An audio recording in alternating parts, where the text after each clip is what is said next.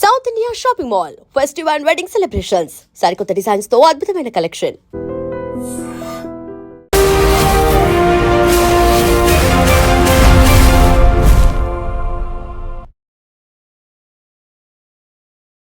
నమస్తే, welcome to I dream social spotlight with Kavitha. Maoist అగ్రనేత మల్లోజిలా Maharashtra CM ముందు లొంగిపోయారు. తనే కాదు, తనతో పాటుగా 60 మంది మావోయిస్టులు కూడా సీఎం ముందు తమ ఆయుధాలతో సహా లొంగిపోయారు. ముందు నుంచి స్పెక్యులేషన్స్ వస్తున్నాయి, ఖండనలు కూడా ఉన్నాయి. అయితే తన వల్లే ఇప్పుడు బోల్డ్ అని తప్పులు జరిగాయి అనేటువంటి ఒక లెటర్ తర్వాత మల్లోజిలా ఎప్పుడైనా లొంగిపోతారు అనేటువంటి మాటల్ని నిజం చేస్తూ ఈరోజైతే అది జరిగిపోయింది. యాక్చువల్గా మల్లోజిలా లొంగుబాటు వెనకాల ఏం జరిగింది, నెక్స్ట్ మావోయిస్టుల డైరెక్షన్ ఎలా ఉండబోతోంది? మనతో పాటుగా ఉన్నారు పొలిటికల్ అనలిస్ట్ వి ప్రకాష్ గారు. ప్రకాష్ గారు నమస్కారం అండి. సో మనం గతంలో మాట్లాడుకున్నాం మల్లోజిల గురించి, మావోయిస్టుల డైరెక్షన్ గురించి. యాక్చువల్గా ఇది దారి తప్పడానికి, గతి తప్పడానికి, లేకుంటే తప్పిదాలు జరగడానికి తనే కారణం అంటూ ఆయన పొలిట్ బ్యూరో నుంచి కూడా రాజీనామా చేసి వచ్చారు. ఇప్పుడెందుకు సడన్గా ఆయన లొంగిపోయారా? ముందు నుంచి మీరు ఎక్స్పెక్ట్ చేస్తున్నారా? అంటే ముందు నుంచి కాదు, ఆయన వైఫ్ ఎప్పుడైతే సరెండర్ అయిందో జనవరిలో, అప్పటి నుంచే ఒక అనుమానం అయితే వచ్చింది, ఈయన సరెండర్ కావచ్చు. ముందు వైఫ్ను బయటికి పంపించాడు కదా, సో తను కూడా కావచ్చు. వాళ్ళలో అంతర్బంధనం అయితే ఒక సంవత్సర కాలం నుంచి కూడా కనబడుతూ ఉంది. ఎందుకంటే మెల్లమెల్లగా ప్రజాపునాది అనేది బలహీన పడుతూ వస్తున్నది. ఆదివాసీ ఏరియాలలో కూడా ఇంతకుముందు ఉన్నంత స్ట్రాంగ్ హోల్డ్స్ వాళ్ళకి ఇప్పుడు లేవు. అన్ని ఏరియాస్లో కూడా కోవర్ట్స్ వచ్చేసిండ్రు. వాళ్ళకి ఏంటంటే వీళ్ళు ఆచూకీ చెప్పడము ఇట్లాంటివన్నీ వివిధ స్థాయిలలో జరుగుతూ వచ్చింది. కాబట్టి ఇంకా సస్టైన్ కావడం కష్టము. అమిత్ షా గారేమో ప్రతిసారి నేను డేట్ పెట్టి మరీ వీళ్ళను లేకుండా నిర్మూలిస్తాను, నక్సలిజం ఇట్లాంటివన్నీ కూడా చెప్పుకుంటూ వస్తున్నాడు. అంటే వాళ్ళు కూడా పునరాలోచనలో పడ్డారు. ఎందుకంటే గత 3-4 సంవత్సరాల్లో చాలా నష్టం జరిగింది. పార్టీ క్యాడర్ పెద్ద పెద్ద సంఖ్యలో ఒక్కొక్కసారి ఎన్కౌంటర్లలో మరణించడము ఇట్లాంటివన్నీ కూడా వాళ్ళ మెల్లమెల్లగా దారులన్నీ మూసుకుపోతున్నాయి. వాస్తవంగా ఏంటంటే గత 45-50 సంవత్సరాల నుంచి కూడా వాళ్ళు అనుసరిస్తున్న విధానాలే లోపభూయిష్టంగా ఉన్నాయి. వాళ్ళకు నచ్చకపోవచ్చు, ఎందుకంటే తాము ప్రయాణించిన దారంతా చాలా గొప్పది అని అనుకోవచ్చు. అంటే నష్టాలు సంభవించడానికి విధానాలు లోపమే, వాళ్ళు అనుసరించిన విధానాలు. వాస్తవంగా మార్క్సిజం లెనినిజం మావో సిద్ధాంతాన్ని భారతదేశ నిర్దిష్ట పరిస్థితులకు అనుగుణంగా వాళ్ళు దాన్ని నిర్వచించలేకపోయారు, ఒక కరెక్ట్ లైన్ వాళ్ళు తీసుకోలేకపోయారు. దానివల్ల ఆ విధాన లోపాల వల్లనే నష్టాలు పెరుగుతూ వచ్చాయి, ప్రజాపునాది బలహీనపడుతూ వచ్చింది. ఒక స్టేజ్లో బాగా విద్యాధికులు నిజంగా విప్లవం కోసం పనిచేయాలనుకొని కుటుంబాలను త్యాగం చేసిన వాళ్ళు భారీ సంఖ్యలో వచ్చారు. 69, 70 అక్కడి నుంచి. తర్వాత కాలంలో ఏమైందంటే సీనియర్స్ అంతా కొంతమంది చనిపోవడం కావచ్చు, కొంతమంది ఓల్డ్ ఏజ్ అయ్యి వాళ్ళు బయటికి రావడం కావచ్చు. ఇట్లాంటి కారణాల వల్ల ఆ మిగిలిపోయిన వాళ్ళకు పెద్దగా సిద్ధాంత పరిజ్ఞానం ఎక్కువ మందికి లేదు. అంటే వేణుగోపాల్ లాంటి వాళ్ళు చాలా తక్కువ మంది ఉంటారు. 45 సంవత్సరాలు అండర్ గ్రౌండ్ లైఫ్లో, అందులో 22 సంవత్సరాలు కేంద్ర కమిటీలో ఉండడం. అయితే ఈ సిద్ధాంత చర్చలు కూడా చాలా హీటెడ్గానే జరుగుతూ వచ్చాయి బిగినింగ్ నుంచి కూడా. అయితే ఒక కేంద్రీకృత ప్రజాస్వామ్యం అనేది ఉంటుంది అందులో, డెమోక్రటిక్ సెంట్రలిజం అంటారు. ఇప్పుడు సపోజ్ కేంద్ర కమిటీలో ఒకప్పుడు 32 మంది ఉండేవారు, ఇప్పుడు అది 12కు పడిపోయింది. ఇప్పుడు ఈయన సరెండర్ అయిన తర్వాత ఇంకా తగ్గింది, మొన్న 2 చనిపోయారు కూడా. అయితే ఈ ఎక్కువ మంది డిసిషన్ తీసుకున్నప్పుడు వాళ్ళు ఎవరిని సపోర్ట్ చేస్తారో ఆ లైన్ కానీ ఆ విధానాలు కానీ అమల్లోకి తీసుకురావాలి. నచ్చని వాళ్ళు కంటిన్యూ అవుతారు, వాళ్ళు వదిలిపెట్టిపోరు. వాళ్ళకి ఇష్టం లేకున్నా ఆ విధానాన్ని అనుసరించాలి వాళ్ళు. అట్లా ఒక స్ట్రగుల్ అయితే ఎప్పుడూ జరుగుతూ వచ్చింది. కొండపల్లి సీతారామయ్య గారు ఉన్నప్పటి నుంచి కూడా ఆ స్ట్రగుల్ జరుగుతూ వచ్చింది. అంటే చైనాలో అమలు చేసిన సాయుధ పోరాట పందాను దృష్టిలో పెట్టుకున్నప్పుడు ఇక్కడ సాయుధ పోరాటం అనేది మొదలైందని నేనైతే అనుకోవట్లేదు. కాలేదా ఇప్పటిదాకా? అంటే ఇప్పటిదాకా ఈ వాళ్ళు ఏదైతే డెఫినేషన్ ఇస్తున్నారో ఆయుధాలు పట్టుకొని కొన్ని దళాలుగా, కొంత ప్లాటూన్స్గా ఏర్పడడం అనేది అది నా దృష్టిలో కానీ గతంలో ఎవరైతే మావోయిజాన్ని భారతదేశంలో అమలు చేయాలని చెప్పిన పెద్దవాళ్ళు ఎవరైతే ఉన్నారో వీళ్ళకంటే సీనియర్స్, కొండపల్లి సమకాలీకులు, వాళ్ళ డెఫినేషన్ ప్రకారం అయితే సాయుధ పోరాటం కాదు. ఇప్పుడు మీరేమనుకుంటున్నారు సాయుధ పోరాటం అంటే? ప్రజల పునాది ఉండాలి, ప్రజల ఆయుధాలు పట్టుకోవాలి, ప్రజలు పెద్ద ఎత్తున అందులో పాల్గొనాలి. అటువంటిది లాల్సాల్ అక్కడ ఎక్కడైతే మన చైనాలో ఎర్ర సైన్యం అనేది ఏర్పడ్డది కదా, అట్లాంటిది ఇక్కడ జరగలేదు. కొంత ఆదివాసీ ఏరియాలలో మొదలైంది ప్లాటూన్స్ రూపంలో, అక్కడక్కడ కొంత పెద్ద ఎత్తున ఆయుధాలు పట్టుకొని అందులో పార్టిసిపేట్ చేయడం కొన్ని యాక్షన్స్లల్లో. బట్ దాన్ని మనము ఒక చిన్న పరిమితమైన ప్రాంతంలో మొదలైన దాన్ని సాయుధ పోరాటంగా దాన్ని వర్గీకరించడం అనేది కరెక్ట్ కాదు. ఇప్పుడు సాయుధ పోరాటం అవసరం ఉందంటారా? అంటే ఒకప్పుడు వాళ్ళు తీసుకున్న లైన్ చైనా లైన్. ఏ ఎక్స్టెంట్ పోయిందంటే చైనా చైర్మనే మా చైర్మన్, మావోయిజాన్ని మేము సేమ్ చైనా ఎట్లా విముక్తి అయిందో భారతదేశ పరిస్థితులు చైనా పరిస్థితులు ఒక తీరే ఉంటాయి కాబట్టి, వ్యవసాయక దేశం కాబట్టి మేము ఆ లైన్లో మేము భారతదేశాన్ని విముక్తి చేస్తాము, తుపాకీ గుట్టం ద్వారానే రాజ్యాధికారం వస్తుందని చెప్పింది ఏదైతే ఉన్నదో, భారత సైన్యం మీద మేము యుద్ధం చేసి గెలుస్తాం ప్రజల సపోర్ట్తో అనేది. అయితే ప్రజలను సాయుధం చేయాలి. మావో చేశాడు ఆడ ప్రజలను సాయుధం చేశాడు ఆయన. ప్రజలంటే 100% ప్రజలు పాల్గొనరు, అట్లీస్ట్ చాలామంది సింపథెటిక్గా ఉంటారు. కనీసం ఒక 5% 10% మ్యాక్సిమం ఆ పోరాటంలో స్వయంగా ఆయుధాలు పట్టుకొని వాళ్ళు ఇన్వాల్వ్ అవుతారు, వాళ్ళు తోచిన పద్ధతిలో పోరాటంలో పాల్గొంటారు. కొంచెం హెచ్చు తగ్గులు ఉంటాయి, బట్ ఆ పరిస్థితి ఇక్కడ ఎన్నడూ రాలే. ఇక్కడ ఆయుధాలు పట్టుకుంటే సాయుధ పోరాటం కాదు అది. తర్వాత గతంలో పెద్దవాళ్ళు చెప్పిన పక్కకు పెట్టేసి అక్కడున్న పరిస్థితిలో తగ్గట్టుగా వాళ్ళు చంపడం మొదలుపెట్టారు. వర్గశత్రు నిర్మూలన, వ్యక్తిగత హింసావాదం. ఇది స్టాలిన్ రష్యా అధినేతగా ఉన్నప్పుడు ఈ తెలంగాణ సాయుధ పోరాటం విషయంలో ముందుకు పోవాలన్నా వెనక్కి పోవాలనే సమస్య వచ్చింది. వచ్చినప్పుడు అప్పుడు ఆయన బ్రతికే ఉన్నాడు కాబట్టి ఆయన అడ్వైజ్ కోసం పోయారు. పోయినప్పుడు ఫిబ్రవరి 1951లో ఓకే, అప్పటి సాయుధ పోరాటం నడుస్తున్నది తెలంగాణలో. ఆయన అన్నది ఏంటంటే, ఒక చిన్న ఏరియాలో మీరు పరిమితమై ఉన్నారు, మీకు సముద్రం కూడా లేదు, బార్డర్ కూడా లేదు రష్యాతోనో చైనాతోనో, మేము మీకు ఏ రకంగా ఆయుధ సామాగ్రిని పంపలేము, కనీసం మీకు సముద్రం ఉన్నా లేకుంటే బార్డర్లో చైనా కదా రష్యా బార్డర్ అన్నట్టుగా మీకు అట్లా ఉంటే మేము కొంత సాయం చేసేవాళ్ళం, మీరు ల్యాండ్ లాక్డ్ కాబట్టి మీరు దీన్ని ముందుకు తీసుకెళ్ళలేరు, ఒక చిన్న పరిమితమైన ప్రాంతంలో మీరు సాయుధ పోరాటం చేయడం వల్ల ముందుకు పోవడం సాధ్యం కాదు. అది సాయుధ పోరాటమే. తెలంగాణ ప్రజలు పెద్ద ఎత్తున భూముల కోసం వాటిని కాపాడుకోవడం కోసం వాళ్ళు చేసింది ఆ రోజు సాయుధ పోరాటం. అంటే ఆ రకమైన సాయుధ పోరాటం కూడా ఈ 50 ఏళ్ళలో ఎక్కడ జరగలేదు. అంటే అప్పుడంటే ప్రత్యేక పరిస్థితులు ఉన్నాయి, అక్కడ దురాగతాలు ఉన్నాయి, రజాకారులు ఉన్నారు కాబట్టి తెలంగాణ సాయుధ పోరాటం అనేది వచ్చింది. ఇప్పుడు ఒకవేళ చేయాలనుకుంటే ప్రభుత్వం మీదే చేయాలి కదా, ప్రభుత్వం వ్యతిరేకంగా ఉందని చేయాలంటారా? ఎందుకని వీళ్ళు తుపాకీతో చేయాల్సిన అవసరం ఉంది? అంటే రాజ్యాధికారమే కదా వాళ్ళ లక్ష్యం. ఇప్పుడున్న పాలకులు ఈ ప్రజాస్వామ్యం ముసుగులో అన్ని వనరులను పెట్టుబడిదారులకు దోచిపెడుతున్నారు. భూస్వాముల పెత్తనాన్ని వీళ్ళు వాళ్ళకు సపోర్ట్గానే ఉన్నారు తప్ప ప్రజలు, అణచబడ్డ ప్రజలకు సపోర్ట్గా లేరు. కాబట్టి ఖచ్చితంగా ఈ ప్రభుత్వాన్ని కూలదోసి శ్రామిక వర్గ నియంతృత్వాన్ని స్థాపించాలనేది వాళ్ళ సిద్ధాంతం.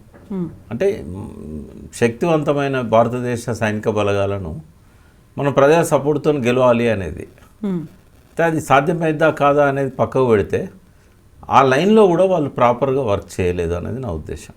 కాకుంటే పోలీసుల మీద అటాక్లు అయ్యాయి, చాలా వరకు మందు పాత్రలు పెట్టారు, నచ్చని వాళ్ళని పేల్ చేశారు, కాల్ చేశారు, ఇట్లాంటివన్నీ ఉన్నాయి కదా. అంటే ఇవన్నీ యాక్షన్స్, సాయుధ పోరాటం అన్నారు కదా, అటువంటి పరిస్థితి ఎక్కడ వచ్చింది? దుశ్చర్యలు అనేది ఉంది. దుశ్చర్యల మంచి చర్యలు అనేది కాదు. ఇప్పుడు పోలీసుల భాషలో దుశ్చర్యలు, వాళ్ళ భాషలో మంచి చర్యలు. ఇప్పుడు ఒక పోలీసు చనిపోతే వాళ్ళ ఫ్యామిలీ ఏడుస్తూ ఉంటుంది.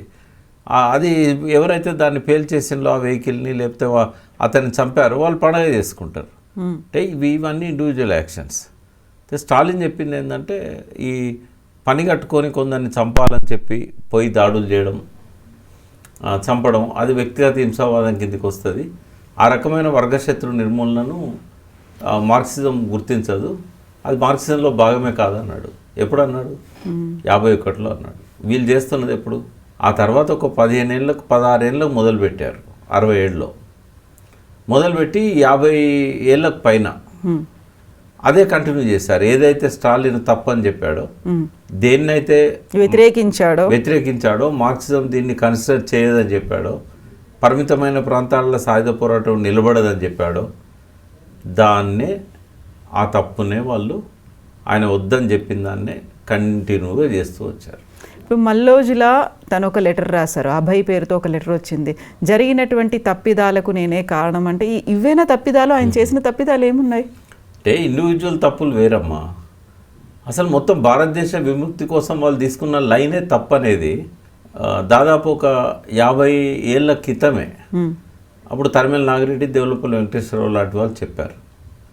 ఇప్పుడు తరిమెల నాగిరెడ్డి చనిపోయే 49 సంవత్సరాలు, అంతకంటే 4-5 ఏళ్ళ ముందే వాళ్ళు చెప్పారు.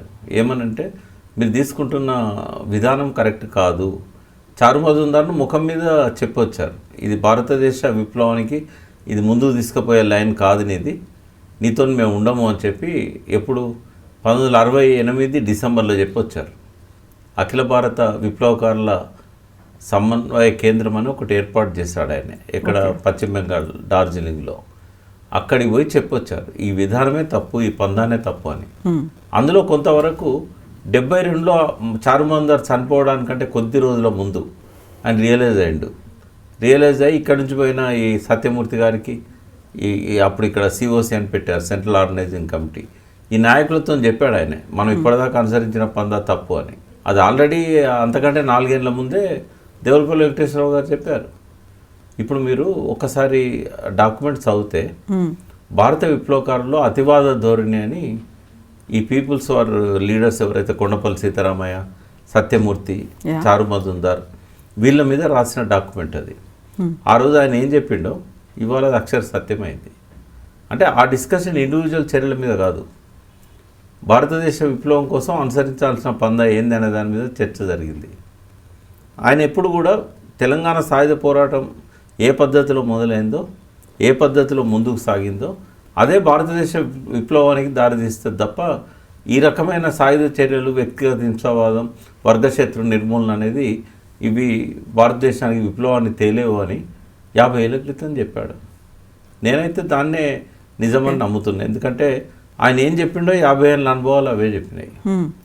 అప్పుడు ఆయన ఆ డాక్యుమెంట్ చదివిన తర్వాతనే నేను కేఎస్తోని సత్యమూర్తితో ఆర్గ్యుమెంట్స్లలో నేను చెప్పాను, లాస్ట్ మీకు ఎంతమంది చనిపోయారు, ఎంతమంది బతుకున్నారు, వాళ్ళు ఎంతమందిని చంపారు, మీరు ఎంతమంది చంపారు, ఈ కౌంటేజ్ మిగులుతుంది తప్ప మీకు అంటే సాధించేది ఏముండే అన్నాడు. ఏముండే ఉంటాయి, ఇవే ఐటీడీఏలు, గిరిజన కార్పొరేషన్లు, కొన్ని రిఫార్మ్స్ ఉంటాయని చెప్పాం. వాటి కోసం అడవుల్లో పోయి ఎందుకు ప్రాణాలు అర్పించాలి? చేయొచ్చు కదా, ప్రజల్లో ఉండి ఒక ఓపెన్ రాజకీయ పార్టీ పెట్టి కొట్లాడవచ్చు కదా. అయితే ఇక వాళ్ళకున్నది ఏంటంటే సిపిఐ సిపిఎం ఇట్లనే స్టాలిన్ మాటలు విని సాయుధ పోరాటాన్ని పక్కకు పెట్టి వాళ్ళు సాధించింది ఏమున్నది, అది ఫెయిల్యూర్ ఎగ్జాంపుల్సే కదా. వీళ్ళంతా అల్ల నుంచే కదా వచ్చింది. సాయుధ పోరాట విరమణప్పుడు కొండపల్లి సీతారామయ్య గారు కృష్ణా జిల్లా కార్యదర్శి, సిపిఎంలో కార్యదర్శి, సిపిఐలో కార్యదర్శి పెద్ద పోస్టు. అయితే అప్పుడు ఆయన కృష్ణా జిల్లా కార్యదర్శి ఉన్నాడు. ఆయన తర్వాత వాళ్ళ అనుభవాలని చూసిండు. ఆయనను బహిష్కరించారు పార్టీ నుంచి, సిపిఐలో నుంచి బహిష్కరించారు. ఇప్పుడు 53లోనే వ్యక్తిగత ఆరోపణలు, ఆయన పెళ్లికి సంబంధించిన అంశం. అయితే ఆయనే తర్వాత కాలంలో వరంగల్లో ఉంటూ ఈ స్టార్ట్ చేశాడు. అయితే వీళ్ళెవరు దగ్గర రానియలేదు ఆయన్ని, సిపిఐ కానీ సిపిఎం కానీ, సిపిఎంలోకి వెళ్ళి బయటకు వచ్చిన తరిమెల నాగిరెడ్డి ఇట్లాంటి వాళ్ళు కూడా ఆయన దగ్గర రానియలేదు. రాకపోతే ఆయన కొత్తగా చారు మజుందార్ వెస్ట్ బెంగాల్లో ఏదైతే స్టార్ట్ చేశాడో దాన్ని వీళ్ళు రిజెక్ట్ చేశారు. ఆ సిద్ధాంతాన్ని ఆయన పట్టుకున్నాడు. అంటే ఇక ముందుకు ఎట్లా తీసుకుపోవాలో వాళ్ళకి దారి తెలియలేదు. కొంతకాలం పాటు బాగానే ప్రజల్లో ఆర్గనైజ్ చేశారు, కానీ చాలా బెనిఫిట్స్ ఉన్నాయి వాళ్ళు చేసినాయి. అంటే వాళ్ళు త్యాగాలు చేశారు, ప్రజలకు మాత్రం ఒక మంచి జీవన విధానాన్ని అందించగలిగారు. కానీ రాజ్యాధికారం రాకపోయినా వాళ్ళ త్యాగాలను మనం తక్కువ చేయలేము, వాళ్ళ త్యాగ నిరతిని ఎప్పటికీ మనం గౌరవిస్తూనే ఉంటాం. ఎందుకంటే ప్రజల కోసం ప్రాణాలు అర్పించడం అనేది హిమాలయ పర్వతాల కంటే గొప్పది అని అన్నాడు మావో. అయితే డెఫినెట్గా ప్రజల కోసం త్యాగం చేయడం, అది ఏ ఉద్యమంలోనైనా లైన్ కరెక్టా తప్ప అనేది పక్కకు పెడితే వాళ్ళ త్యాగాలను డెఫినెట్గా మనం అభినందిస్తాము, వాళ్ళని గౌరవిస్తాం. బట్ ఆ త్యాగాలు నిష్ఫలమవుతున్నాయి అనేది ఒక బాధ ఉంటుంది మనకు. వీళ్ళు ఒక తప్పుడు తోవలో పోయారు కదా, అందుకే చాలామందికి ఆ బాధ ఉంది. ఇవాళ ఇంతమంది చనిపోయారు. వాళ్ళలో ఏంటంటే ఇప్పుడున్న పరిస్థితి, ఇప్పుడు దాని విప్లవ పరిస్థితి అంటారు మీరు అన్నది. ఈ విప్లవ పరిస్థితి ఇప్పుడు లేదు అనేది అందరికీ తెలుసు. ఇప్పుడంతా ప్రభుత్వాలు ఏం చేసినాయంటే ఈ పోరాటాల ఫలితంగా ఆదివాసీలకు భూములలో పట్టాలు ఇచ్చాయి, వాళ్ళకు రకరకాల స్కీమ్స్ అందుబాటులోకి తీసుకొచ్చాయి. దోపిడీ లేదా అంటే ఉంది, దోపిడీ పరోక్షంగా ఉంది. ఇప్పుడు ఉదాహరణకు శ్రీకాకుళం గిరిజనోద్యమం మొదలైనప్పుడు 67 చివరిలో వడ్డీ వ్యాపారులది విపరీతంగా ఉండేది, వాళ్ళ మీద ఫారెస్ట్ అధికారులది బాగా దౌర్జన్యం ఉండేది, పోలీసుల అణచివేత బాగా ఉండేది, లోకల్ భూస్వాముల అణచివేత ఉండేది. ఇన్ని ఒత్తిళ్ల మధ్య వాళ్ళు జీవించేవాళ్ళు. ఆనాడు వీళ్ళు పోయి వాళ్ళకు వ్యతిరేకంగా నిలబడ్డారు కాబట్టి వీళ్ళకి ద్వారాలు తెరిచారు, వాళ్ళతో కలిసి ప్రయాణం చేశారు. డెఫినెట్గా వాళ్ళ కోసం వీళ్ళు చేసిన శ్రమ ఏదైతున్నదో, కృషి ఏదైతున్నదో డెఫినెట్ గిరిజన జీవితాలను చాలా ప్రభావితం చేసింది, వాళ్ళకు ఈ దోపిడీ అణచివేతల నుంచి బయటపడేసింది. బట్ ఇవాళ ఆ పరిస్థితి లేదుగా. ఇవాళ వీళ్ళు చేసిన ఈ త్యాగాల వల్ల, పోరాటాల వల్ల గిరిజన కార్పొరేషన్ వచ్చింది, ఐటీడీఏలు వచ్చినాయి, అన్ని రకాల సౌకర్యాలను ప్రభుత్వం అందిస్తూనే ఉన్నది. ఇక్కడ దోపిడీ ఏం జరుగుతున్నది? వాళ్ళ ప్రాంతాలలో ఉన్న ఈ మైనింగ్ కానీ, తర్వాత ఖనిజ సంపద కానీ, అటవీ సంపద కానీ ప్రభుత్వం డైరెక్ట్గా దోచుకుంటా ఉన్నది త్రూ అదానీస్, అంబానీస్. ఇది గిరిజనులకు డైరెక్ట్గా వచ్చే నష్టం ఏమున్నది దానిలో? ఇప్పుడు దేశ వనరులను అదానికి, అద్వానికి అప్పచెప్పడం వల్ల అదానికి కానీ, అంబానీకి కానీ అక్కడున్న తండా గిరిజనులకి ఏం నష్టం వస్తుంది? కాబట్టి వాళ్ళది మా సంపద ఏదో పోతున్నది, వాళ్ళ డైరెక్ట్ వాళ్ళ మీద అణచివేత ఉన్నప్పుడు ఎంత రియాక్ట్ అవుతారో, వాళ్ళ మీద దోపిడీ జరుగుతున్నప్పుడు ఎంత రియాక్ట్ అవుతారో, ఆ ప్రాంతంలో ఉన్న ఖనిజ సంపద ప్రభుత్వం తీసుకుంటున్నప్పుడు, ప్రభుత్వం వేరే వాళ్ళకి అప్పచెప్తున్నప్పుడు ఇది మాది అని వాళ్ళు అనుకోవాలి కదా. వాళ్ళు ఎందుకు వస్తారు? వాళ్ళు ఎందుకు తుపాకీ పట్టుకుంటారు? అంటే ఈ బేసిక్ డిఫరెన్స్. తర్వాత వాళ్ళు అదివరకు అడవిలో పోడు వ్యవసాయం చేసుకుంటూ ఉంటే ఫారెస్ట్ వాళ్ళు వచ్చి ఆపేది, వాళ్ళ మీద కేసులు పెట్టేది, లంచాలు తీసుకునేది, జైల్లో పెట్టేది. ఇప్పుడు సాక్షాత్తు ప్రభుత్వం పట్టాలు ఇస్తున్నది కదా. తర్వాత ఆధార్ కార్డు ఉన్న వాళ్ళకు, వైట్ కార్డు ఉన్న వాళ్ళకు రేషన్ కార్డ్స్ ఇచ్చి వాళ్ళకి కావాల్సిన ప్రొవిజన్స్ ఇస్తూ ఉన్నది. కొంత వైద్య సౌకర్యాలు కూడా అందుబాటులోకి వస్తున్నాయి, ఆ రోజుల్లో లేకుండే. రోడ్ ఫెసిలిటీ పెరిగింది. ఇవన్నీ కూడా వచ్చిన మార్పులు. ఇప్పుడు ఇవాళ ఒక పక్కన ఇది, రెండో పక్కన ఏంటంటే అంతర్జాతీయంగా ఒక ఐక్యత ఉన్నది సామ్రాజ్యవాదులతో. ఇప్పుడు మోడీ ప్రభుత్వాన్ని కూర్చోడం అంటే ఒక మోడీ సైన్యమే రాదు కదా. ఇప్పుడు అమెరికా సైన్యం కూడా వస్తుంది. ఇప్పుడు పాకిస్తాన్కు చైనా ఎట్లయితే సపోర్ట్ చేస్తున్నదో భారతదేశానికి అమెరికా సపోర్ట్ చేస్తుంది. రేపు మీరు తుపాకులతో వాళ్ళని గెలవాలనుకున్నప్పుడు అసలు మానవరహిత విమానాలు వచ్చి మీ అడవులలో మీ మీద దాడి చేస్తాయి. టెక్నాలజీ బాగా పెరిగింది, ఎట్లా సర్వైవ్ అవుతారు వాళ్ళు? ఇంకా మేము ఈ లైన్ తీసుకున్న తర్వాత వేలాది మంది అమరు లైన్లు, వాళ్ళకు అన్యాయం చేసినట్టు అయింది కదా ఇప్పుడు తుపాకీ కింద పెడితే. ఇప్పుడు ఇందాక నేను చూశాను ఒక గ్రూప్లో అడగోలుగా తిడుతున్నారు మల్లోజుల వేణుగోపాల్ను. అంటే ఇంతమంది త్యాగాలను అపహాస్యం చేశావు, తన సొంత ద్రోహిగా మారినావు అంటే ఇటువంటి వాళ్ళు మారరమ్మా వాళ్ళు. అంటే ఇక అమిత్ షా సిద్ధాంతమే వాళ్ళ విషయంలో అమలవుతుంది. ఇవన్నీ రొమాంటిక్ రెవల్యూషనరీ పోయట్రీ రాస్తుంటారు. ఒక వీరుడు మరణిస్తే వేల కొలది ప్రభావించారు. ఎప్పుడు ప్రభావిస్తారు? ఓ పెద్ద ఉధృతంగా ఉద్యమం ఉన్నప్పుడు, సాయుధ పోరాటం జరుగుతున్నప్పుడు, ఒక్క వీరుడు మరణించినప్పుడు చాలామంది అతని బాటలో ఆయన కోసం వస్తారు. కానీ ఇటువంటి పరిస్థితుల్లోన ఒక వీరుడు మరణిస్తే 100 మంది వస్తారా? ఇప్పుడు మల్లోజులో ఎందుకని లొంగిపోయారు? ఆపరేషన్ కగారికి ఏమన్నా భయపడి లొంగిపోయారా, లేకుంటే ముందు నుంచి కూడా బయటికి రావాలి అనే ఆలోచన ఉందంటారా? విప్లవకారులను మనం అట్లా అనద్దు, భయపడి భయం ఉంటుంది అమ్మ వాళ్ళకు. భయం ఉంటే 45 ఏళ్ళు ఆ పార్టీలో అంత రహస్య జీవితం గడుపుతారా? మాలాంటి వాళ్ళమే ఎప్పుడైనా వాళ్ళు పిలిచినప్పుడు అడవిలోకి పోయేటప్పుడు మళ్ళీ వస్తామో రామో అని అనుకుంటాం. ఎందుకు అంటే ఎదురుగా పోలీసు కనబడితే కాల్ చేస్తాడు, మన పక్కన కొరియర్ ఉంటాడు. అయితే మనల్ని అనుసరిస్తారు, మనకు తెలియదు మనల్ని అనుసరించేది. మనం వాళ్ళతో మాట్లాడుతున్నప్పుడు ఎన్సర్కిల్ చేసి చంపేస్తారు. బుల్లెట్ గాయాలు మనకు కూడా తగులుతాయి, మనల్ని కూడా చంపుతారు, సాక్ష్యం ఉండకుండా చేస్తారు. కాబట్టి మనలాంటి వాళ్ళం అడుగులో పోయేటప్పుడే మళ్ళీ వస్తామో రామో అని ధైర్యం చేసిపోతాం. అటువంటి దానిలో అల్లనే పుట్టి అల్లనే పెరిగి 45 సంవత్సరాలు అడవులలో విప్లవ జీవితం గడిపిన వ్యక్తికి భయం అనేది ఉంటుందా? ఇప్పుడు 45 ఏళ్ళు ఏ లక్ష్యం అయితే అనుకొని పోయాడో ఆ లక్ష్యం తను అనుకున్నది నెరవేరింది అనుకుని బయటకు వచ్చారంటారా, లేకపోతే మిగతా వాళ్ళనైనా కాపాడుకోవాలని తను రాసినటువంటి లెటర్లో అదే ఉంది కదా? ఆ లైన్ సాధ్యం కాదు అనుకొని బయటకు వచ్చాడు. ఆయనే రియలైజ్ అయ్యాడు, ఇవాళ ఉన్న పరిస్థితుల్లో ఈ విప్లవం ముందుకు పోదు, ఈ సాయుధ పోరాటం ముందుకు పోదు, మనం చేసే సాయుధ పోరాటమే కాదు, ప్రజల పునాదిని కోల్పోయినాము, ఇప్పుడు మనం సరెండర్ అయ్యి బయటకు రావడం తప్ప వేరే మార్గం లేదు మనకు. ఇప్పుడు ఒక తెలివైన వ్యక్తి 45 ఏళ్ళు ప్రజల కోసం పనిచేసిన ఒక నాయకుడు చస్తే ఏమొస్తుందమ్మా? ఇప్పుడు నంబాల కేశవరావు చనిపోయాడు, ఏమొచ్చింది?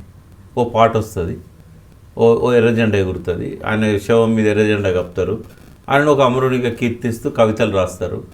అదే బయటకు వచ్చి ఆ ప్రజల కోసం పనిచేస్తే ఎంతో కొంత ప్రజలకు మేలైంది కదా. నిష్ఫల త్యాగాలు అవసరమా? ఎట్లా చచ్చిపోతాం అనుకున్నప్పుడు వాళ్ళ పోలీసుల తోటలకు ఎందుకు బలి కావాలి? అంటే వీరత్వమా నీకు కావాల్సింది, లేకుంటే ప్రజల కోసం నువ్వు అనుకున్న లక్ష్యానికి దగ్గర కావడమా? ఇప్పుడు ఇవాళ చుట్టుపక్కల దేశాలలో కూడా ఎన్నికల ద్వారానే అధికారంలోకి వచ్చారు. ప్రచండ కావచ్చు, ఇక్కడనే శ్రీలంకలో కావచ్చు. రేపు ఇక్కడ కూడా అటువంటి ఉద్యమాలు ఎందుకు లేవదీయకూడదు? ఇవాళ రాజకీయ పార్టీలన్నీ భ్రష్టు పట్టించినాయి సమాజాన్ని. నువ్వెందుకు మంచి ఆదర్శవంతమైన రాజకీయ పార్టీని రాజ్యాంగ చట్టంలో ఎందుకు చేయకూడదు? నేను చూశాను ఇవాళ కొందరు మాట్లాడుతున్నారు, ఈ చట్టాలల్లో ఈ న్యాయస్థానాల్లో మనకి ఎక్కడ న్యాయం దొరుకుతుందంటే ఒకటి గుర్తుపెట్టుకోవాలి, న్యాయస్థానాలు కూడా ప్రజల ఆకాంక్షలకు తగ్గట్టుగా వాళ్ళకున్న డిస్క్రిప్షన్ను వాడాల్సి వస్తుంది. ఇప్పుడు ప్రాధేయపడితే కోరుకున్న న్యాయం దొరకదు, ప్రజా పునాదితోని కొట్లాడితే వస్తుంది అది. ఉదాహరణకు ఒక వ్యక్తికి బెయిల్ రావాలి, పిటిషన్ పెట్టుకొని మై లార్డ్ అని చెప్పి ప్రాధేయపడితే బెయిల్ ఇయ్యరు. హైకోర్టు ముందట కొన్ని వందల మంది ప్లే కార్డ్స్ పట్టుకొని నినాదాలు ఇచ్చి అరెస్ట్ అయ్యారనుకోండి, ఇంతమంది ప్రజలు కోరుకుంటున్నారు ఆయన బయటికి రావాలని, కొంచెం మానసికంగా ఆలోచిస్తారు. ఇప్పుడు తెలంగాణకు అనుకూలంగా చాలాసార్లు జడ్జెస్ డిసిషన్లు తీసుకున్నారు. ఎందుకు అంటే ప్రతిరోజు వాళ్ళు చూశారు, బంధులు రోడ్ల మీద ఊరేగింపు, సెంటిమెంట్ ఎంత ఉన్నది అనేది అర్థమే, సకల జనుల సమ్మె. ఒక స్టేజ్లో కోర్టులు బైకాట్ చేస్తే కూడా జడ్జెస్ సహకరించారు, కేసెస్ విచారణ చేయలేదు. అంటే ప్రజాపునాది లేకుండా ఇప్పుడు బెయిల్ కావాలి, లేకుంటే కండిషన్ రిలాక్స్ చేయాలి. వరవరరావు గారి విషయంలో కోర్టు పోయారు, బట్ కోర్టు ఇవ్వలేదు. ఇప్పుడు ప్రజా పునాది లేదు అనేది అర్థమైందా మన రోజులకి? అది పోతుంది రాశాడు కదా ఆయన లెటర్లో, మనకు కూడా అర్థమైంది కదా, ఆయనకే కాదు. ఎక్కడుంది ప్రజా పునాది? ఒక మాట చెప్తా, భారతదేశంలో ఒక 5 స్ట్రాటజిక్ ఫారెస్ట్ ఏరియాస్ ఉంటాయి మొత్తం దేశంలోనే. ఈ 5 ప్రాంతాల్లో కూడా పూర్తిగా లేరు వాళ్ళు. ఇంకో 90% భారతదేశము అడవిలోనే లేదు కదా, మొత్తం బయట మైదానాలే కదా. ఎక్కడన్నారు మైదానాల్లో? హైదరాబాద్లో ఎక్కడన్నారు అంటే ఎక్కడన్నా రహస్యంగా 4 గోడల మధ్య ఉంటే ఉండొచ్చు. కానీ హైదరాబాద్లో మీరు తెలిసినప్పటి నుంచి, మీరు మీడియాలో ఉండబట్టి 20 ఏళ్ళు అయింది కదా, వాళ్ళు నక్సలైట్ చర్చలకు వచ్చిపోయిన తర్వాత ఒక్క యాక్టివిటీ అయినా బలంగా చేశారా? ఒక్క బంధన్న విజయవంతమైందా వాళ్ళు ఇచ్చింది హైదరాబాద్లో? ప్రజా సంఘాలు పోయిన తర్వాత ఇంకా ప్రజల్లో పునాది ఎక్కడి నుంచి ఉంటుంది? ప్రజా సంఘాలను కూడా ప్రాపర్గా నడపలేదు. తెలంగాణ మహాసభ పెట్టినప్పుడు వాళ్ళు తెలంగాణ జనసభ పెట్టారు. ఆ జనసభ పెట్టగానే కాశ్మీర్ నుంచి యాసిన్ మాలిక్ను పిలిచారు. కాశ్మీర్ యాసిన్ మాలిక్ తెలంగాణతో ఏం సంబంధం? తర్వాత వరవరరావు గారు స్టేజ్ మీద ఉంటారు, గద్దర్ పాటలు పాడతాడు. ఇంకా అది పీపుల్స్ వార్ అనుబంధ సంస్థ అంటారు కదా. అది ఓ పక్క ప్రజా సంఘాల మీద నిషేధం ఉన్నది. అప్పుడు నిషేధం ఉన్న టైంలో ప్రజా సంఘాన్ని పెట్టినప్పుడు ఆ రంగెందుకు పూసుకోవాలి, ఆ బొక్కలెందుకు మెడకేసుకోవాలి, నేను మాంసం తింటున్నాను చెప్పడానికి? ఇవన్నీ చేసిన తప్పులు కదా. సో ఇప్పుడు ఓన్లీ మల్లోజులతో పాటు 60 మంది వెళ్ళారు. Then what about others? వాళ్ళ ఏం చేయబోతున్నారని మీరు అనుకుంటున్నారు? కార్యాచరణ ఎట్లుంటుంది? వాళ్ళు కూడా సరెండర్ అవుతారా? ఈయనను స్వాగతిస్తే బయట ఉన్న సమాజం, సరే నన్ను తిడితే తిట్టనియండి, ఇవాళ సామాజిక కోణం నుంచి చూసినప్పుడు, ప్రజల కోణం నుంచి చూసినప్పుడు, వాళ్ళ చరిత్ర కోణం నుంచి చూసినప్పుడు ఆయన రావడం అనేది 100% కరెక్ట్. ఓకే, ఆయనను స్వాగతించాల్సిందే బయట ఉన్న సమాజం. ఓన్లీ ఎన్కౌంటర్స్ అయినప్పుడు ఖండిస్తారు కదా. ఇయాల్టి పరిస్థితుల్లో అటువంటి వాళ్ళు బయటకు వచ్చినప్పుడు మనం వాళ్ళకు మోరల్గా నిలబడకపోతే, వాళ్ళ పక్కన వాళ్ళకి ధైర్యం చెప్పకపోతే లోపల ఉన్న వాళ్ళు బయటికి రావడానికి సాహసిస్తారా? పోనీ బయటికి రాలేరు, లోపల నుండి ఏం చేస్తారమ్మా? ఏదో ఒకరోజు వీళ్ళ చేతుల్లో రావాల్సిందే కదా. ఇంకో నలుగురు పోలీసులను తప్పుతారు కావచ్చు, ఇంకో 4 మందు పాత్రలు పెడతారు కావచ్చు. ఇంతకాలం పెట్టింది ఏం ఫలితం ఇచ్చింది? ఇక ముందు పెడితే ఏం ఫలితం వస్తుంది? అల్టిమేట్గా ఏమవుతుంది? ఎన్కౌంటర్లో పోతారు. మళ్ళీ ఒక పాట, ఒక ఎర్రజెండా వాళ్ళ మీద కప్పడం, అమరుడు అని చెప్పి మనం కీర్తించడం. ఆ పోయిటరీ రాసే కవులు చాలామంది ఉన్నారు విప్లవ రచయితల సంఘంలో, వాళ్ళు కీర్తిస్తారు. తప్పేం లేదు, అమరులను కీర్తించవచ్చు. కానీ నిష్ఫల త్యాగాలు అవసరమా? ఆలోచించుకోవాల్సిన బాధ్యత లేదా? వాళ్ళు ప్రజల కోసం త్యాగం చేయడం అనేది గొప్పది, కానీ ప్రజల కోసం నిష్ఫల త్యాగం అవసరమా? తెలిసి కూడా నిష్ఫల త్యాగం ఎందుకు? అది మూర్ఖత్వం కాదా? ఇప్పుడు చావడం కాదు కదా ఇక్కడ. ఇప్పుడు ఇంకోటి, గతంలో ఈ లైన్ తీసుకున్నప్పుడు చాలామంది అమర లైన్లు కాబట్టి వాళ్ళ ఆశయాలను వదిలిపెట్టమని ఎందుకు ఫీల్ కావాలి? ఇంకొక దారిలో వాళ్ళ ఆశయాలను అమలు చేయడానికి ఎందుకు రాకూడదు? నువ్వు ఏ ఆదివాసీల కోసం నువ్వు పనిచేసావో బయట ఉండి ఎందుకు పని చేయకూడదు? ప్రజల ఒత్తిడితోని వాళ్ళకి ఇష్టం లేని తెలంగాణనే ఇచ్చారు కదా, దానికి ఒక పద్ధతి ఉన్నది కదా. అదే 69 ఉద్యమాన్ని అణచేశారు. మరి 2000 తర్వాత స్టార్ట్ అయిన ఉద్యమాన్ని ఎందుకు కేసీఆర్ నాయకత్వంలో ఎందుకు విజయవంతమైంది? ఇదే రాజ్యాంగ చట్టంలోగా తెలంగాణ సాధించుకున్నది. ఉద్యమ నాయకుడే కేసీఆర్ అధికారంలోకి వచ్చాక అదివరకు లేని ఎన్ని మంచి పనులు చేశాడు. అదివరకు ఆంధ్ర ప్రభుత్వాలను 40 ఏళ్ళు డిమాండ్ చేసినా కూడా సాధ్యం కానీ అన్నీ కూడా 10 ఏళ్ల కాలంలో ఆయన చేయలేకపోయిందా? అంటే ఇవాళ సాయుధ పోరాటాన్ని కొనసాగించే పరిస్థితి ఉంటే నేను ఇట్లా మాట్లాడా. ఆ పరిస్థితి అస్సలే లేదు. రెండవది, 90% ప్రజా బాహుళ్యానికి దూరం అయ్యారు. పార్టీ కోసమా సాయుధ పోరాటం? ప్రజల కోసమా? మరి మీరు ప్రజల కోసం అయితే ఏ ప్రజలలో ఉన్నారు? మీరున్న ఆదివాసీ ప్రజలలో కూడా శత్రువులు తయారయ్యారు. ప్రశాంతంగా లేవు కదా ఆ పల్లెలు కూడా. ఎవరిస్తున్నారు ఇన్ఫర్మేషను? అంటే మీరు నమ్ముకున్న ఆ గిరిజనులనే కొంతమంది ఉన్నారు, మళ్ళీ వాళ్ళని వెంటాడి వేధించి వాళ్ళని చంపుతున్నారు. లెనిన్ ఏమంటారంటే, పార్టీలో పనిచేసిన వాళ్ళు తప్పు చేసినప్పుడు అత్యున్నత శిక్ష బహిష్కరణ, చంపడం కాదు. కానీ కొన్ని వేల మందిని చంపేశారు వాళ్ళతో పనిచేసిన వాళ్ళనే. సిరాజ్ అని ఉండేవాడు తెలంగాణ ప్రత్యేక రాష్ట్ర ఉద్యమంలో, వాళ్ళ జనసభకు ఆఫీస్ ఇన్ఛార్జ్. ఆయన ఏదో గిట్లనే ఇన్ఫర్మేషన్ ఇచ్చిండని చెప్పి అది ఇయ్యలేదని ఆయన అన్నాడు, ఇచ్చినమని వీళ్ళు అన్నారు, పట్టుకుంటే ఇచ్చిన చెప్పినట్టున్నాడు. ఏది ఏమైనా కూడా అతన్ని అక్కడే చంపేశారు. విలేకరుల ముందటనే మీటింగ్ పెట్టి ఆయన చేసిన తప్పులను ఒప్పించి విలేకరుల పోగానే చంపేశారు. అంటే ఎవరు చెప్పారు మరి? ఇప్పుడు మీది మార్క్సిజం లెనిజం మా ఆలోచన విధానమా, లేకుంటే ఈ శిక్షణ అమలు చేసిన ఆయన ఆలోచన విధానమా? అది తప్పుల గురించి మనం పోతే దాదాపు ఒక 10,000 సంఘటనలు చెప్పగలుగుతాం.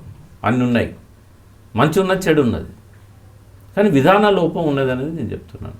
ఇప్పుడు సాయుధ పోరాటం కొనసాగించే పరిస్థితి లేదు. లేనప్పుడు ఏం చేయాలి? ఆయుధాలను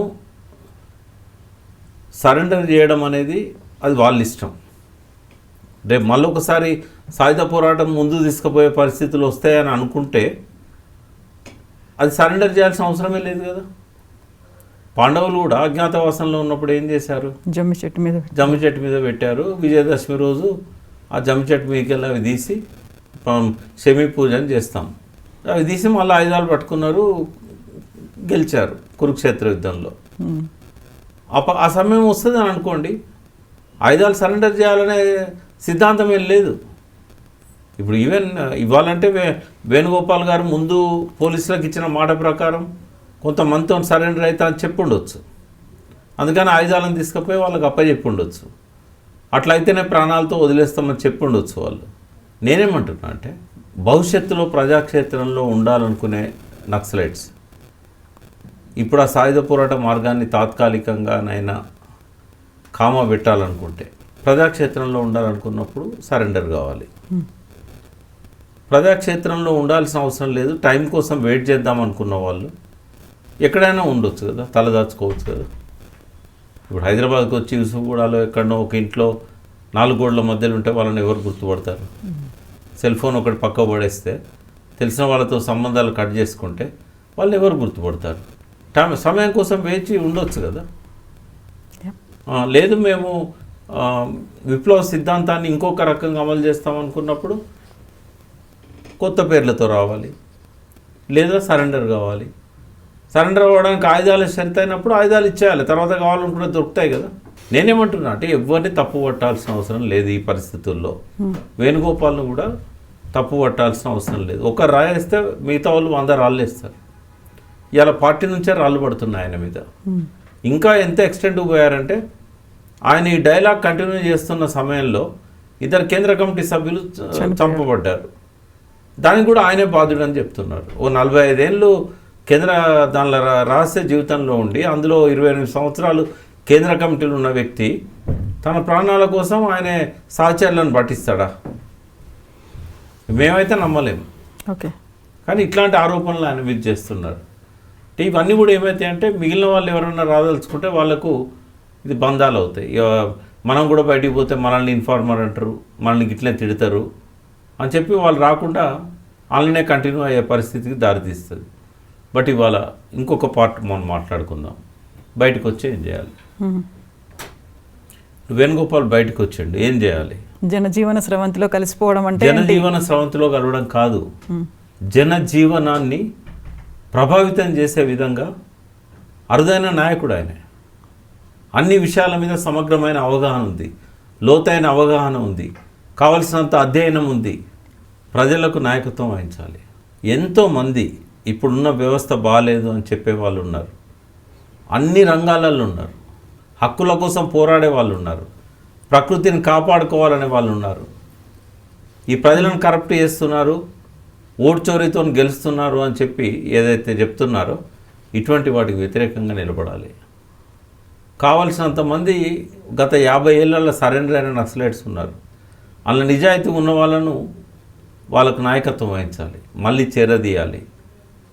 తర్వాత ఎన్జిఓస్లలో కానీ వివిధ ప్రజా సంఘాలలో కానీ మార్పు కోరుకునే వాళ్ళు అనేకులు ఉన్నారు. వాళ్ళకు ఆలంబన కావాలి. ఇది వచ్చేదో తీర్థయాత్రలు చేయడానికి కాదు కదా, విశ్రాంతి తీసుకోవడానికి అసలే కాదు కదా. ఆ రిమైనింగ్ లైఫ్ ఏదైతున్నదో ఆయనకి ఇంకా వయసు చాలా ఉంది. ఆయనతో పాటు వచ్చిన వాళ్ళు, ఆయన కంటే చాలా ముందు వచ్చిన వాళ్ళు చాలామంది ఉన్నారు. వాళ్ళందరినీ ఆయన చేరదీసి లీడర్షిప్ ఒక వ్యాక్యూమ్ ఉంది భారతదేశంలో. మీరు ఏ రాష్ట్రంలోకి పోయినా ఒక వ్యాక్యూమ్ ఉంది. ప్రజలకు ఇష్టమైన పార్టీలు లేవు. గతంలో ఉన్న ఎంతో కొంత ప్రజల కోసం ఇవాళకి కూడా కొంత పోరాడుతున్నారంటే ఓన్లీ సిపిఎం, కొంత సిపిఐ, ఏదో కొంత. అదివరకు 90% ఉంటే ఇప్పుడు 10%, 8% ఉన్నారు. అటువంటి వాళ్ళని కూడా కలుపుకొని పోవాలి. సిద్ధాంత విభేదాలు పక్కకు పెడదాం. ప్రజల సమస్యల పరిష్కారంలో కలిసి వచ్చే రాజకీయ పార్టీలను కూడా కలుపుకోపోవాలి. బయటకు వచ్చినాక కూడా 2 ఎగ్జాంపుల్స్ ఉన్నాయి వాళ్ళకి, నెగిటివ్ ఎగ్జాంపుల్స్. ఒకటి సాయుధ పోరాటం పక్కకు పెట్టిన సిపిఐ ఇవాళ ప్రజల పునాదిని పోగొట్టుకున్నది. అంటే అడవుల్లో సాయుధ పోరాటం చేసేవాళ్ళే కాదు, బయట ప్రజల మధ్య ఉన్న వాళ్ళు కూడా ప్రజల్లో పునాదిని పోగొట్టుకున్నారు. ఆ కారణాలను అధ్యయనం చేయాలి. సిపిఎం ఎంతో కొంత ప్రజల్లో ఉంది, ఎందుకు ముందుకు పోలేకపోతుంది, ఆ కారణాలను అధ్యయనం చేయాలి. నక్సలైట్స్గా ఉండి ఒక పక్క అడవిలో దళాలను పెట్టుకొని బయట ఎన్నికల్లో నిలబడ్డ చంద్రపుల్లారెడ్డి గారి గ్రూప్ ఉంది, సత్యనారాయణ సింగ్ గ్రూప్ ఉంది, రాయల సుభాష్ న్యూ డెమోక్రసీ గ్రూప్ ఉంది. మరి వీళ్ళు ఎందుకు ప్రభావితం చేయలేకపోయారు? ఒక పక్క దళాలనే, ఒక పక్కన ఎన్నికలలో పాల్గొన్నారు. మరి దళాలు లేకుండా ఓన్లీ ఎన్నికలలో పాల్గొనడానికి వీళ్ళు వస్తున్నారు. ఇందులో సక్సెస్ఫుల్ ఎగ్జాంపుల్ ఒక బీహార్లో లిబరేషన్ గ్రూప్ ఉంది. వాళ్ళు అందులో నుంచి బయటకు వచ్చి చిన్న గ్రూప్గా ఫామ్ అయ్యి వాళ్ళు 20 మంది ఎమ్మెల్యేలు ఉన్నారు, 2 ఎంపీలు ఉన్నారు పార్లమెంట్లో. ఆ అనుభవాలను కూడా స్టడీ చేయాలి. వాళ్ళు ఎట్లా బిల్డ్ చేశారు. ఇప్పుడు ఒక బలమైన పార్టీ వాళ్ళతో పొత్తు పెట్టుకుంటున్నదంటే వాళ్ళకు ప్రజల్లో పునాది ఉంటేనే కదా. ఇలా ఆర్జేడీ వాళ్ళతో అలయన్స్ అయింది, ఆర్జేడీ కాంగ్రెస్తో కూడా అలయన్స్ అయింది. అంటే ఏదైనా సాధించాలనుకున్నప్పుడు పట్టు విడుపులు ఉండాలి.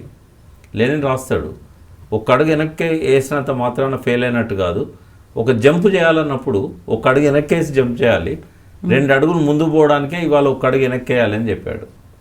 ఇట్లా మరి మనం నమ్ముకున్న నాయకులే చెప్పారు కదా, ఒక అడుగు వెనక్కి వస్తే తప్పేమున్నది? అది విరమణ చేస్తారా, జమ్మి చెట్టు మీద ఆయుధాలు డంపులలో పెడతారా? బట్ ప్రజల మధ్య పనిచేయడానికైతే ముందుకు రావాల్సిన అవసరం ఉన్నది. అక్కడ మీకు స్కోప్ లేదు, స్పేస్ లేదు. టైం వేస్ట్ చేసుకోవడం ఎందుకు అడవులలో ఉంటూ?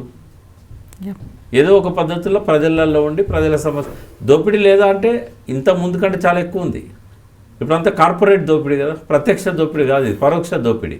ఇది వనరుల దోపిడీ. ప్రత్యక్షంగా నీ రక్త మాంసాలను దోపిడీ చేయట్లేదు, నీ చెమటనెత్తును దోపిడీ చేయట్లేదు, కానీ జాతి సంపదను దోపిడీ చేస్తున్నారు, సామ్రాజ్యవాదానికి ఊడిగం చేస్తున్నారు, హిందుత్వ విధానాల పేరుతోని ప్రజల మీద రుద్దుతున్నారు.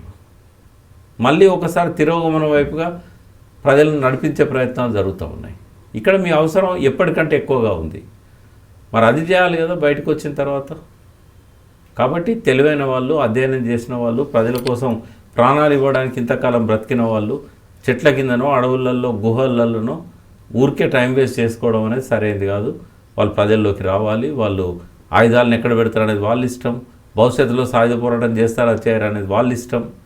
బయటకు వచ్చి జనజీవనంలో నాయకత్వ పాత్ర వహించాలి, కలిసిపోవడం కాదు. జనజీవనాన్ని నాయకత్వం వహించే విధంగా వాళ్ళు ఇక్కడ ఉండాల్సిన అవసరం ఉంది. ఎస్ అండి, thank you so much. Thank you అండి, thank you. And for more videos, Please subscribe to iDream. Please subscribe to iDream. Please subscribe iDreams. And please subscribe to iDream. For more videos, subscribe to iDream. please like, share and subscribe to the channel. Congratulations, iDream. Subscribe to iDream. Subscribe to iDream. So subscribe to iDream Media. iDream ki iDream team అందరికి huge congratulations. Please subscribe iDream Media. Please subscribe to iDream. Subscribe iDream. Please subscribe to iDream. iDream అంటే నా కళల channel subscribe చేసుకున్న నోరు తిరుగుతలేదు, మీరైతే గంట గుర్తు కొట్టండి. For more such videos, please subscribe to iDream. Subscribe to iDream. Please subscribe to iDream. Please subscribe iDream Media. Please do subscribe to iDream. Please subscribe to iDream Media. For best entertainment and information, please subscribe iDream. And don't forget to subscribe to iDream.